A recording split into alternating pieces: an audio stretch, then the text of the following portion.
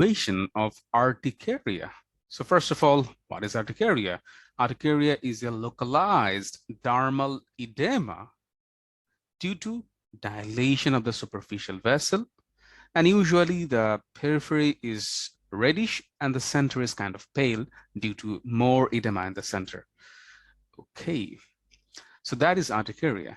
And let's set the differential diagnosis first, and then we'll go through the history, clinical examination, investigations.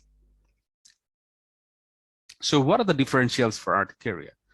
For acute and chronic urticaria, the differential diagnoses are autoimmune, where there is formation of antibodies, and those antibodies cross-react with the mast cell and degranulate them. Allergen exposure, this can be a direct allergen in the food, allergen in the environment, or animal saliva or latex. Physical agents such as heat, cold, pressure, even the sunlight, water, those physical agents can cause urticaria. Drugs, many drugs can cause urticaria, such as drugs like ACE inhibitors, drugs like NSAIDs. Those drugs classically cause urticaria. Even opioids can cause urticaria. Infections such as hepatitis B virus, parasitic infection, even HIV infection can be associated with urticaria. And some systemic diseases such as SLE and thyroid disease, even pregnancy. When no cause is found, this urticaria is known as idiopathic chronic spontaneous urticaria. The idiopathic means no cause is found, and this is known as chronic spontaneous urticaria with angioedema. And for vasculitic urticaria, the differential diagnoses are hepatitis B and SLE. So first, let's do a clinical evaluation. First, we have to identify the lesions, try to type them, and see their size and evaluate that duration. If the duration is more than 6 weeks, then it's a chronic urticaria. If it's less than 6 weeks, then it's acute urticaria. If the lesion involves the subcutaneous or submucous tissue, we will call it angioedema. And if the wheals persist for more than 24 hours, this suggests vasculitis. And obviously, after looking at the lesion, we have to find out if there is any trigger. So we have to take a drug history, history of exposure to allergens, family history of similar disorders, if the patient is pregnant or not, if there is any systemic illness, such as any thyroid illness, any liver illness, or autoimmune disease, such as SLE. And our investigations will actually follow those evaluation points and those diagnostic causes.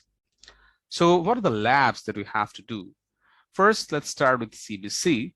In CBC, if there is increase in eosinophil count, that might indicate the patient has either allergen exposure or maybe parasitic infection. If the ESR is high, this might suggest vasculitis. If IgE is high, this might suggest an allergen-associated urticaria. We'll do the systemic function test, liver function test, thyroid function test, and viral marker, especially hepatitis B virus, because those are also associated with urticaria. SLE can cause an urticaria vasculitis, so we have to do the ANA, and we do the C3C4 level and the C1 esterase inhibitor level to identify cases which are associated with angioedema, such as hereditary angioedema. And if the patient has a suspicion for vasculitis, we have to do the skin biopsy. And if there is exposure history with allergens or physical agents, we can do the challenge test with those. How to treat? First of all, the most important step is avoidance of the specific triggers. That might be a specific environmental situation or specific allergen or specific drug.